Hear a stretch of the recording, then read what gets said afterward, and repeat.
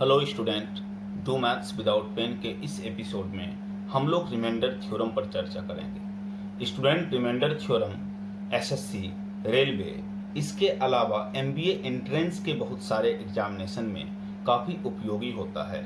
यहाँ से बार बार प्रश्न पूछे जाते हैं। रिमाइंडर थ्योरम से हमारा तात्पर्य ये है कि इस तरह से एक क्वेश्चन रहेगा, फाइंड द रिमाइंडर। जैसा आप देख रहे हैं, एक क्वेश्चन हमने लिया हुआ है। इसमें क्या है कि 23 इंटू 31 इंटू 40 इंटू 66 बाई 7 और क्वेश्चन के साथ टैग है find the remainder. Means numerators में, अंश में जितने भी नंबर्स हैं उस सबको मल्टीप्लाई करके अगर उसको डिनोमिनेटर से भाग दिया जाए तो फाइनली रिमाइंडर क्या बचेगा। तो स्टूडेंट, एक तो ट्रेडिशनली आप ये आराम से सोच सकते हैं कि हम सारे नंबर को मल्टीप्लाई कर देंगे और सारे नंबर को मल्टीप्लाई करने के बाद हम क्या करेंगे, उसे 7 से डिवाइड करेंगे। तो ये आपके लिए बहुत ही आसान चीज हो सकती है, लेकिन उसमें समय लगेगा। ये जो मल्टीप्लिकेशन आप करेंगे, और जरूरी नहीं है कि ये 2 डिजिट का ही नंबर दे, 3 डिजिट का नंबर दे देगा, 4 डिजिट का नंबर दे देगा। जरूरी नहीं है कि अभी 4 नंबर क्वेश्चन में है 4 ही नंबर रहे, बहुत ज्यादा नंबर रह सकता है, 6 नंबर, 7 नंबर, 10 नंबर। तो एक तरीका हम लोग सीखते हैं, कहता है पार्ट बाय पार्ट रिमाइंडर हम निकाल लेंगे। अगर बहुत बड़ा नंबर भी देगा, जैसे इस क्वेश्चंस का रिमाइंडर निकालने के लिए हम क्या करेंगे, जैसे 23 में हम 7 से डिवाइड करके, आप सबको मत सोचो, पहले एक एक करके निकालो। 23 में अगर हम 7 से डिवाइड करेंगे तो 7 3 द 21, तो रिमाइंडर कितना बचेगा, तो रिमाइंडर 2 बचेगा। फिर उसके बाद 31 में तो 7 4 द 28, रिमाइंडर कितना बचेगा, तो रिमाइंडर 3 बचेगा। फिर 40 में 7 5 द 35, रिमाइंडर कितना बचेगा, तो 5 बचेगा। और 66 में तो 7 9 द 63, तो फिर रिमाइंडर कितना बचेगा, 3 बचेगा। फिर कहता है कि आप अपनी सुविधा अनुसार या तो इस सबको गुना कर लो, या इसको भी आप 2-3 पार्ट में कर सकते हो, लेकिन छोटा नंबर है तो सबको ही कर लेते हैं। 2 3 द 6, 6 5 द 30, 33 द 90। तो जितना हुआ, अब इसको फिर 7 से डिवाइड कर दो।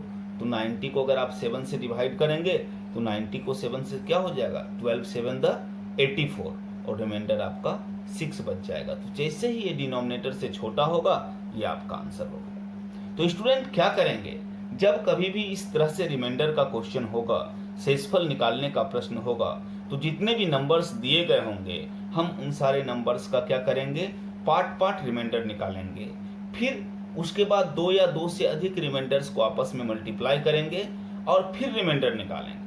इस प्रोसेस को तब तक कंटिन्यू करेंगे जब तक फाइनली न्यूमरेटर डिनोमिनेटर से छोटा ना हो जाए। जैसे ही न्यूमरेटर डिनोमिनेटर से छोटा होगा, वह आपका आंसर हो गया, वो आपका रिमाइंडर हो गया। जैसे एक और क्वेश्चन हम लोग लेते हैं। जैसे क्वेश्चन मान लो है 69 इंटू 61 इंटू 94 इंटू 82 इंटू 43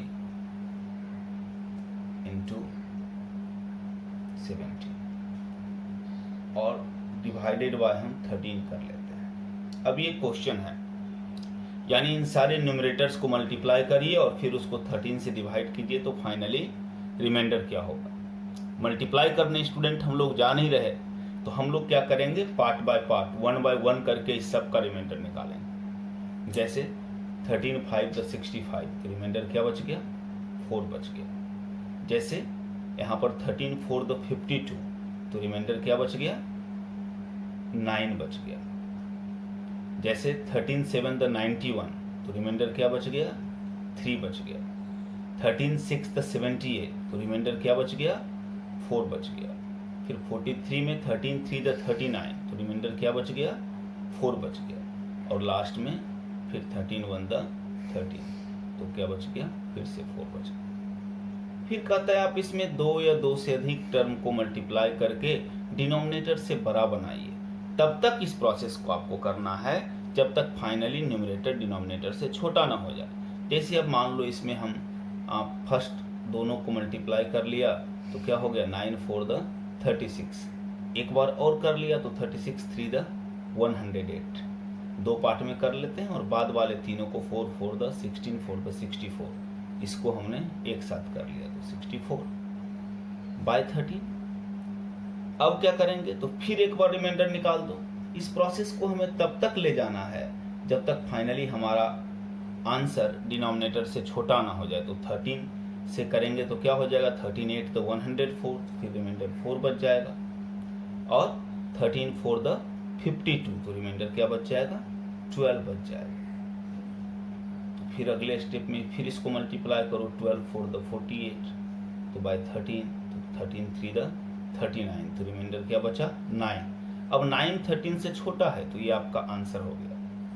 तो स्टूडेंट इस दोनों ही क्वेश्चन से बेसिकली हम लोगों ने क्या किए, समझने की कोशिश कर रहे हैं हम लोग कि हम रिमाइंडर कैसे आराम से निकाल सकते हैं। हम सारे नंबर्स को मल्टीप्लाई करने का जोखिम नहीं लेंगे, हम आराम से सब में से रिमाइंडर निकालते जाएंगे, फिर 2 या 2 से अधिक नंबर को मल्टीप्लाई करेंगे और फिर रिमाइंडर निकालेंगे।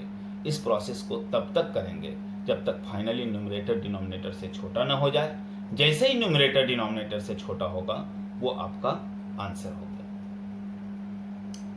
अब एक और एग्जाम्पल लो, या तो हम लोगों ने 2 सिंपल एग्जाम्पल लिए और हम लोग इसको करने की कोशिश की। अगर कभी ऐसा हो कि आपको question they they 71 into 75 divided by 79, तो क्या आपसे ये उम्मीद की जा सकती है कि हम बिना न्यूमरेटर्स को मल्टीप्लाई किए रिमाइंडर निकाल दें?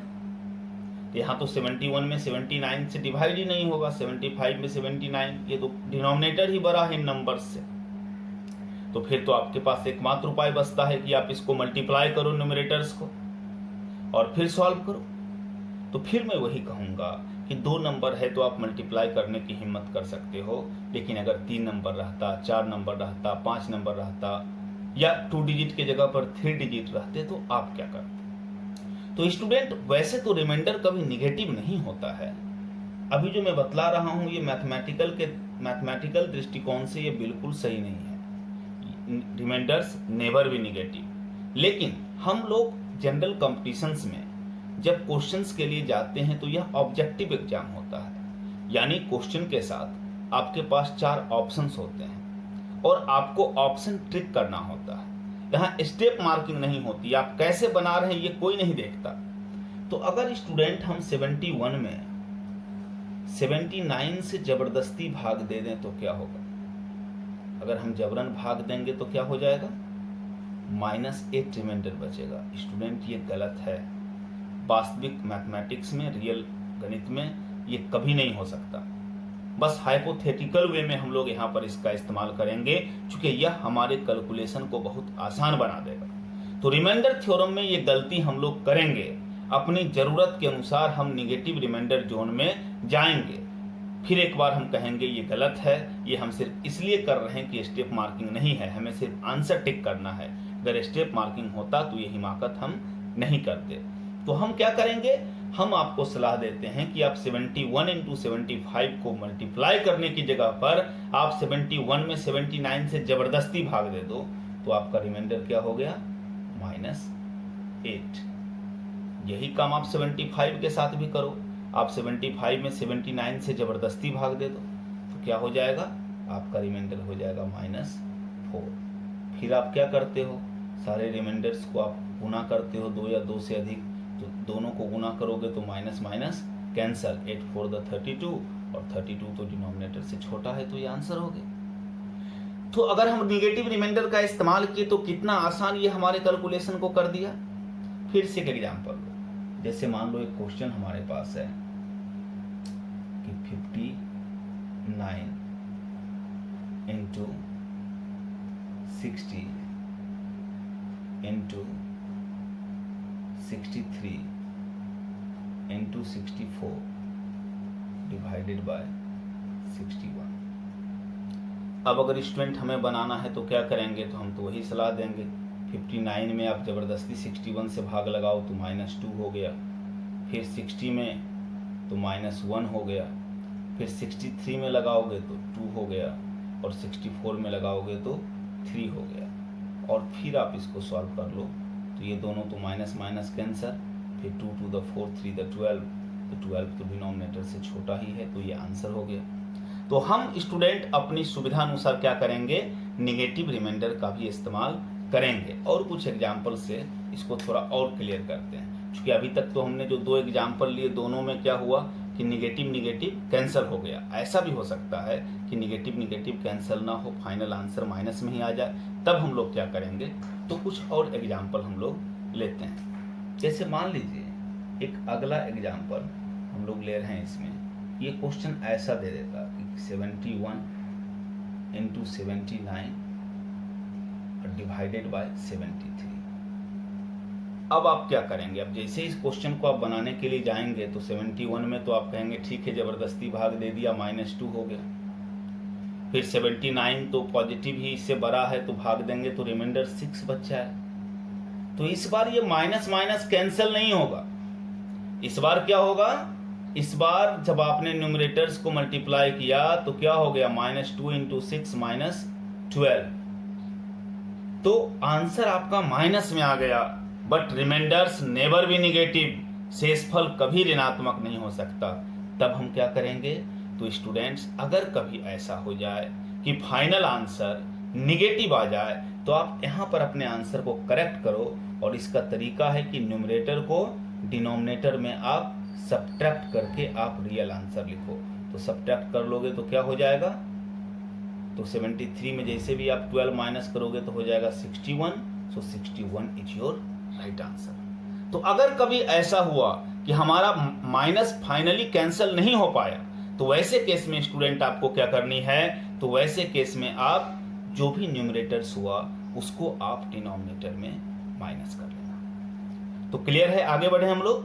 फिर से एक एग्जांपल लेते हैं। जैसे देखो स्टूडेंट, एक सेम क्वेश्चन यही है हमारा, फाइंड द रिमाइंडर, और हमारा क्वेश्चन है 73 into 49 into 53 into 96 into 97 into 27 and by 100। अब अगर ये आपका क्वेश्चन है तो अब आप सोचेंगे ये तो बहुत बुरे फंसे, इसमें तो निगेटिव रिमाइंडर भी कुछ नहीं करेगा। अब 73 में निगेटिव निकालेंगे तो -27 हो जाएगा, और 27 में निगेटिव निकालेंगे तो -73 हो जाएगा। तो फिर फायदा आपको कहाँ हो रहा है इससे। 49 से निगेटिव निकालेंगे तो 51 हो जाएगा, और 53 से निगेटिव निकालेंगे तो 47 हो जाएगा। तो फायदा क्या हो रहा है आपको। तो क्या करें, तो जब कभी आपका बिल्कुल काम नहीं चलता तो आप कुछ उधार वगैरह लेते हैं, पैसा लेते हैं, कैरी करते हैं। तो ऐसे केस में हम क्या करेंगे कि देखेंगे न्यूमरेटर और डिनोमिनेटर में कुछ कॉमन है क्या, कुछ हम कैंसिल कर सकते हैं क्या। याद रखना, रिमाइंडर थ्योरम में कैंसिलेशन अलाउड नहीं होता है। डिवीजन में जब हम नॉर्मल डिवीजन बनाते हैं तो ऐसी गलती नहीं करते हैं कि हम डिवीजर और डिविडेंड को कैंसल्ड आउट करते हैं। तो ये एक हम उधार की तरह करेंगे, मतलब जितना कैंसिल करेंगे ये उधार रहा, लास्ट में आंसर को उतना से गुना करके हम फिर करेक्ट आंसर प्राप्त कर लेंगे, या जो गलती हमने की उसको हम सुधार लेंगे। तो यहाँ देखो 4 से कैंसिल हो रहा है। अगर हम 96 को 4 से कैंसिल कर दें तो ये 24 हो जाएगा और 125 हो जाएगा। अब हमारा काम आसान हो जाएगा। 73 को 25 से करेंगे, 25 3 द 75 तो क्या हो गया, -2 हो गया। फिर 25 2 द 50 तो क्या हो गया, -1 हो गया। 25 2 द 50 तो क्या हो गया, 3 हो गया। 24 में 25 से लगाए तो -1 हो गया। 25 4 द 100 -3 हो गया, और 25 1 द 25 2 हो गया। फिर हमारा काम क्या हो गया, आसान हो गया। फिर हम क्या करेंगे, तो 2 माइनस कैंसल, और ये 2 माइनस भी कैंसल। तो 2 3 द 6 6 3 द 18, और 18 2 द 36। तो क्या हो गया हमारा, यहाँ पर मल्टीप्लाई करके 36 आया। तो 36 फिर 25 से क्या हो गया, बड़ा हो गया। तो फिर डिवाइड कर दो, तो फाइनली क्या आया, 11 आया। तो क्या 11 अब डिनोमिनेटर से छोटा है, तो ये आपका आंसर। लेकिन नहीं, इसको आंसर नहीं कह सकते। क्या आपके पास पैचा है, कितना पैचा है आपके पास, तो 4 से आपने कैंसिल किया है वहां पर 96 और 100 को। तो फिर इस 11 में 4 मल्टीप्लाई करेंगे और आपका फाइनल आंसर क्या होगा, 44 होगा। तो ये दिमाग में रखनी है कि अगर कभी भी ऐसा हो गया स्टूडेंट कि आपको कैंसिल करना पड़े, डिविजर बहुत बड़ा है या डिविजर से हमको फायदा नहीं हो रहा है, हम पॉजिटिव निगेटिव मिला करके भी ठीक नहीं कर पा रहे हैं, तो आप क्या करो, आप उसको कैंसल आउट करो और जितना से कैंसिल करो लास्ट में आंसर को उतना से गुना करके उसको फिर से करेक्ट कर दो। एक और क्वेश्चन हम लोग देखते हैं, एक मिक्स करके अब देखते हैं, सब ये पॉजिटिव निगेटिव रिमाइंडर मिक्स करें और आप एग्जाम में कैसे एग्जीक्यूट करें। इतना लिखने, ये तो हम आपको समझने के लिए लिख दे रहे हैं, तो आप एग्जाम के दृष्टिकोण से डायरेक्ट कैसे करें इसको समझने की कोशिश करते हैं। जैसे स्टूडेंट एक क्वेश्चन लेते हैं, जैसे 55 to 83 to 37 99 106 by 70। कहता है आप जब करोगे तो आप इतना डिटेल्स में मत करो कि हम ये जो बगल में लिख करके हम लोग कर रहे हैं इसके चक्कर में मत करो, यहीं पर निकालो और जहां जरूरत पड़े पॉजिटिव निकालो। जैसे 17 3 द 51 तो क्या बचा, 4 बचा, लिखने की जरूरत नहीं है, आप मन में रखिए 4। फिर यहाँ पर क्या होगा, 17 5 द 85 तो क्या बचा, तो -2 बचा। और यहाँ पर आप कंबाइन कर लो कि 4 इंटू -2 क्या हो गया, तो 4 इंटू -2 -8 हो गया। फिर यहाँ पर क्या हुआ कि 17 to the 34 तो क्या बच गया, 3 बच गया। तो उधर -8 था, 4 इंटू -2 तो -8 इंटू 3 क्या हो गया, -24 हो गया। अब अगर आपको लग रहा है कि -24 बड़ा है तो -24 में 17 हटा दो, तो -24 में 17 चला जाएगा तो क्या होगा, -7 बच जाएगा। तो -7 लेकर के हम लोग आगे बढ़ेंगे।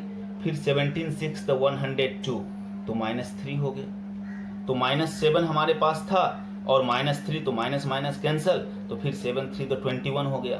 21 फिर बड़ा लग रहा है तो 21 में हम 17 हटा लेंगे, हमारे पास बैलेंस 4 बच जाएगा। फिर क्या करेंगे, 17 6 तो 102 तो फिर ये 4 हो गया, तो 4 4 द 16 तो 16 17 से छोटा है, तो ये आपका आंसर हो गया। तो आप हमेशा कोशिश करो कि आप डायरेक्ट बनाओ। आप क्या करो, आप क्वेश्चंस को देखो, अगर फ्लैट क्वेश्चन है तो आप पॉजिटिव निगेटिव करते हुए और सीधा आंसर ही मन में लाओ। आपको इसमें किसी भी स्टेपिंग के लिए जाने की जरूरत नहीं है। तो स्टूडेंट, अभी तक तो जो हम लोग जितने भी क्वेश्चंस को देख रहे हैं, सब में क्या है कि इस सब में हमने नॉर्मल लिया है कि एक फ्लैट क्वेश्चन है, 4 नंबर 5 नंबर या 7-8 नंबर्स हैं और कोई डिनोमिनेटर है और आपको क्या करना है, तो आपको उसका रिमाइंडर निकालना है। लेकिन एग्जामिनेशन में कभी कभी ये एक्सपोनेंशियल नेचर में आ जाता है। कहने का तात्पर्य है, कभी कभी क्वेश्चंस आप देखोगे एग्जामिनेशन में कि इतना आसान इस तरह से नहीं होकर के क्या होता है, एक्सपोनेंशियल नेचर का क्वेश्चन हो जाता है। एक्सपोनेंशियल नेचर का क्वेश्चन कहने का मतलब है कि जैसे कि मान लो कि 68 का कुछ भी पावर दे देगा, 68 का मान लो पावर दे दिया 108 और बाय मान लो 13 ही कर, तो कहता है क्या हुआ इसमें, तो कहता है आपने क्या किया कि अब 68 इंटू 68 इंटू 68 108 टाइम्स है और बाय 13 है, तो आप सॉल्व करो। अब जब 4-5 नंबर था तब तो हम लोग डायरेक्ट लिख लेते थे और मैनुअली सबका रिमाइंडर निकाल के बना लेते थे, लेकिन अब 108 टाइम्स हम कैसे ऐसे मैनुअली कर सकते हैं। तो कहता है स्टूडेंट, यहाँ पर आपको लॉज ऑफ एक्सपोनेंट के 2 नियम का हेल्प लेना चाहिए। लॉज ऑफ एक्सपोनेंट के 2 कंसेप्ट का हम लोग हेल्प लेंगे। एक तो a to the power m into a to the power n बराबर a to the power m plus n, कि जब कभी क्या होता है कि बेस इक्वल होता है और मल्टीप्लिकेशन में तो हम पावर को प्लस कर देते हैं, और एक a to the power m whole to the power n बराबर क्या हो जाता है, a to the power mn हो जाता है। तो लॉज ऑफ एक्सपोनेंट का ये 2 कंसेप्ट है, ये 2 नियम है जो कि यहाँ पर रिमाइंडर थ्योरम में हमको सपोर्ट करेगा, जिसके हेल्प से कि हम रिमाइंडर थ्योरम के क्वेश्चंस को करेंगे। तो कहता है आप एक काम करो कि सबसे पहले नॉर्मल रिमाइंडर निकालो कि अगर ठीक है 108 बार 68 है, लेकिन एक 68 में रिमाइंडर क्या होगा, सिंगल 68 में तो 13 5 द 65 तो रिमाइंडर 3, तो कहते हैं सब में तो 3 3 3 बचता जाएगा ना, तो रिमाइंडर का पावर 108 हो गई। अब कहता है 3 का कोई ऐसा पावर लेने का कोशिश करो जो 13 से अगर उसको हम डिवाइड करें ना तो 1 या -1 में से कुछ आ जाए। एक स्टेप में, 2 स्टेप में या आगे के स्टेप में ही, लेकिन इमेजिन करने की कोशिश करो। अब जैसे अगर हम 3 का पावर 2 लेते हैं तो 9 तो लग नहीं रहा है। 3 का पावर 3 लेते हैं तो 3 का पावर 3 लेते हैं तो 3 3 द 9 3 द 27, तो 13 2 द 26, सो रिमाइंडर 1 हो जाएगा। टारगेट लेना है स्टूडेंट, हम ये नहीं बोल रहे हैं कि आंसर 1 या -1 ही होगा, लेकिन आपको टारगेट लेना है कि हम किसी भी तरह से रिमाइंडर को 1 या -1 ले आए। तो अगर स्टूडेंट हम 3 का पावर 3 कर लें तो 27 और 27 को 13 से डिवाइड कर देंगे तो 13 2 द 26, तो रिमाइंडर तो 1 हो जाएगा। तो हम कैसे करें अब 3 का पावर 3? तो by rule number 2, laws of exponent का 2 नियम हमने यहाँ पर लिया है ना, तो सेकेंड वाले नियम के हेल्प से कहता है 108 से अगर हम 3 निकालेंगे तो क्या होगा 36। 36 इंटू 3 108 लिख सकते हैं ना उल्टा, कि हम क्या कर सकते हैं 108 को 3 इंटू 36 लिख सकते हैं। तो हम ये भी लिख सकते हैं 3 का पावर 3 का पावर 36।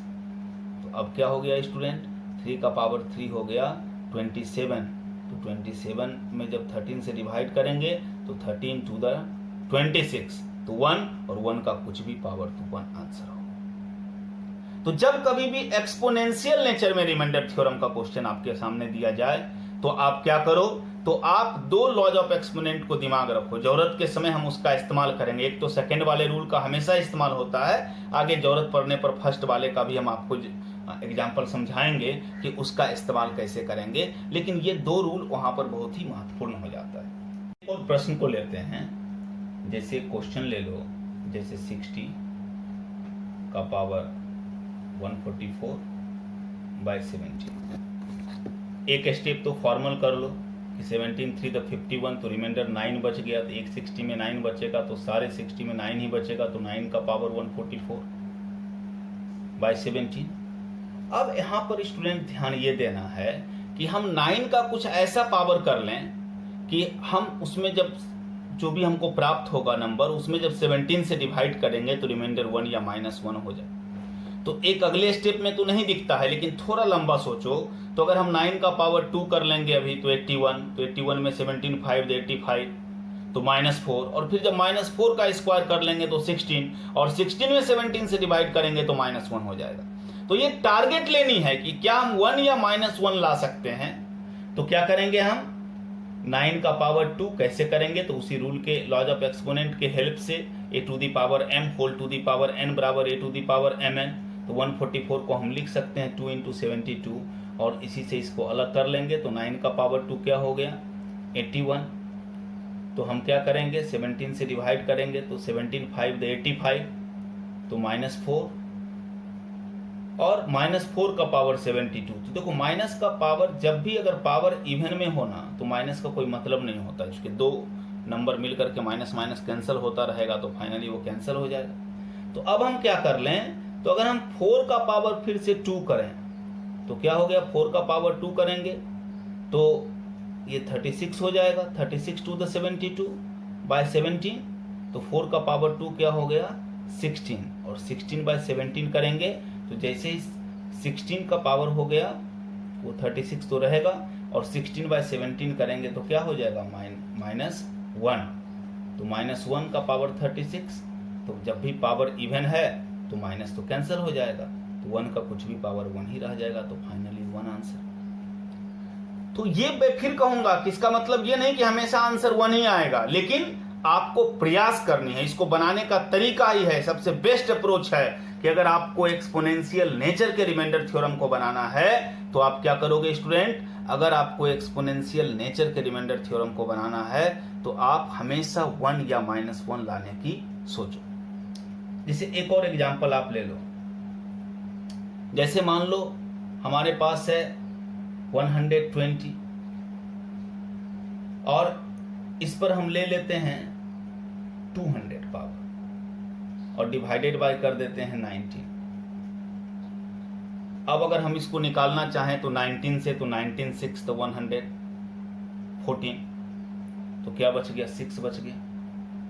अब 6 के पावर में अगर हम कुछ भी सोचे, जैसे 6 का पावर 2 36, तो 19 टू द 38 2 आ रहा है, 2 में अगर सोचे भी तो बहुत कुछ 19 के लिए है नहीं, 2 to the 4 to the 8 to the 16 to the 32। तो बहुत कुछ अगर नहीं मिल रहा है तो कम से कम बड़े पावर को लेने की कोशिश करनी चाहिए। तो हम क्या कर सकते हैं, 6 का पावर, तो एक स्टेप में तो यहाँ दिख रहा है कुछ नहीं, तो चलो 2 ही लेकर के देखते हैं। क्योंकि 2 आ जाएगा तो 2 का छोटा नंबर रहेगा तो हम उसका कितना भी बड़ा एक्सपोनेंट ले सकते हैं। तो 2 लेंगे तो ऊपर 100 बच जाएगा। अब 6 का पावर 2 36, तो 19 to the 38, तो -2 हो गया। पावर 100 है तो इवन है पावर, तो माइनस का कोई मतलब नहीं है।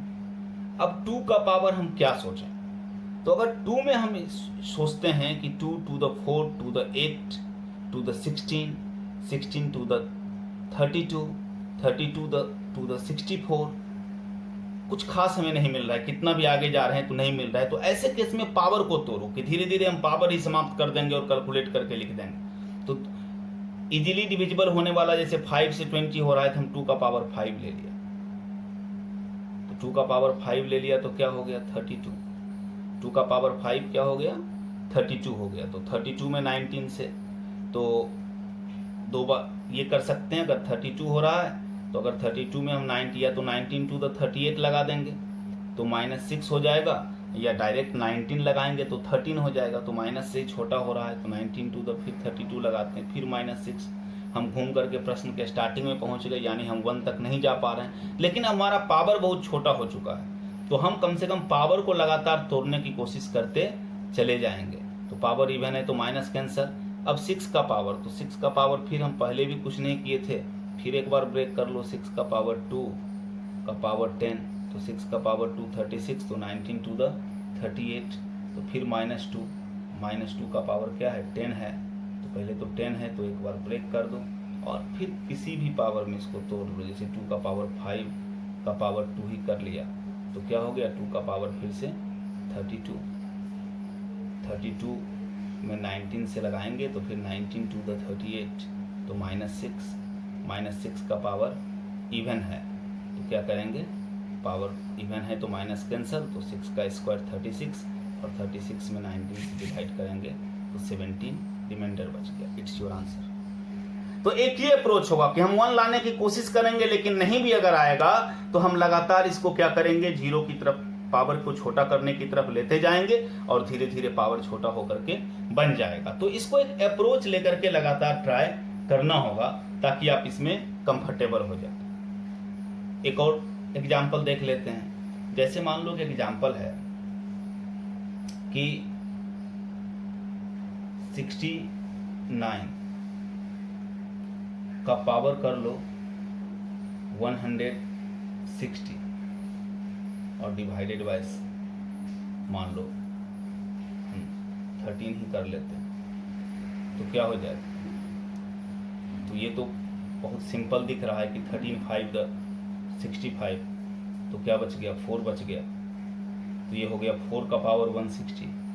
और 4 में तो बहुत इजीली दिख रहा है कि 4 का पावर हम 3 कर लें कि 4 4 द 16 4 द 64, तो 13 5 द 65 हो जाएगा। लेकिन अब स्टूडेंट प्रॉब्लम होता है कि 4 का पावर 3 कैसे करें, 160 में 3 से डिवाइड ही नहीं हो पा रहा। तो लॉज ऑफ एक्सपोनेंट के 2 फॉर्मूले का हमने आपको इस्तेमाल करने का हिंट किया था। तो एक का तो हम लोग इस्तेमाल कर रहे थे, इसका आपने कई बार इस्तेमाल किया कि a to the power m whole to the power n बराबर क्या होगा, a to the power mn होगा।